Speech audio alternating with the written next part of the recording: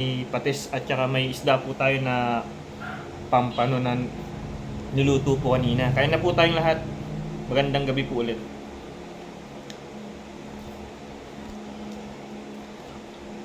Nagkamay na po ako kasi ang sarap po itong ulam. Napaka pang probinsya pong ulam.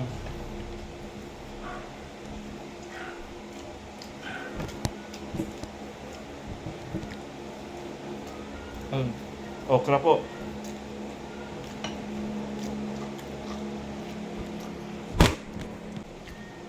Okra, no, para nakakatulong po tong okra sa ano natin,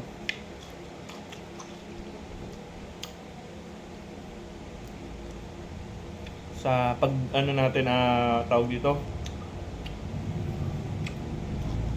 pagbabawas po natin.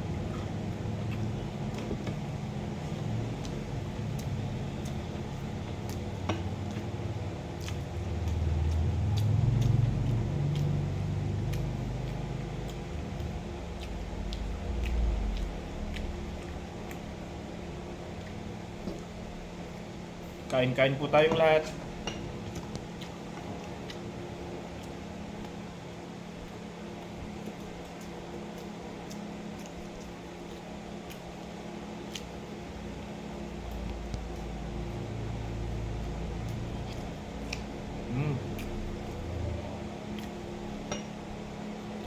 Alukbati po.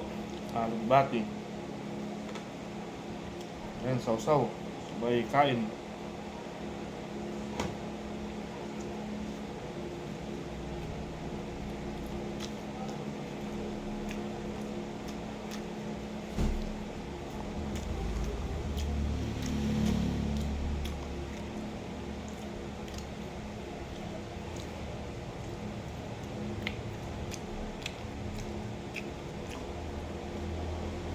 Mahal po itong pampano. 300 per kilo ata.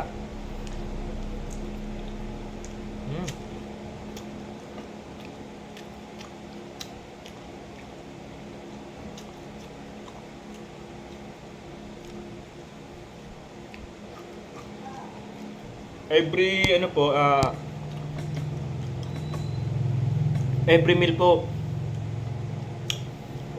nakasanayan ko na pong dapat may kasamang gulay. Bale, madalang po akong magkarni ng baboy.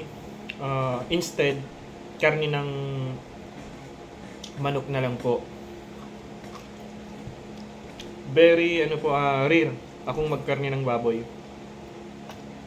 For on fish, chicken meat, tsaka gulay.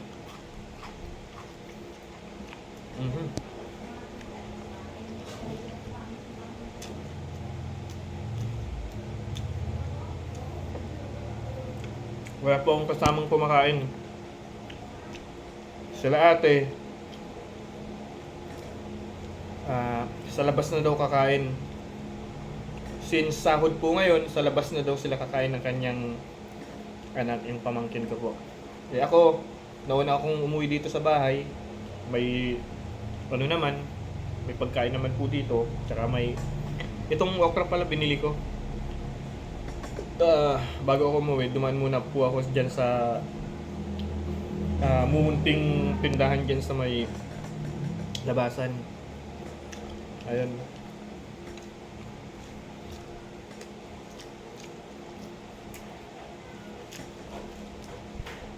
Every blessing dapat ipagpasalamat po natin yun.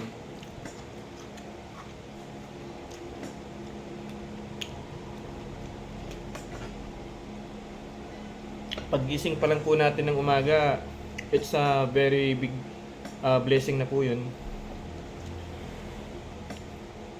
para sa atin.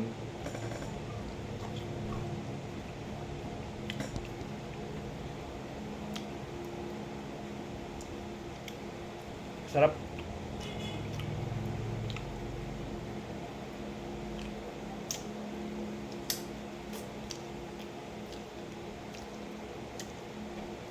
Pagkagabi po, yung rice ko po ay ay tawag dito, bulol.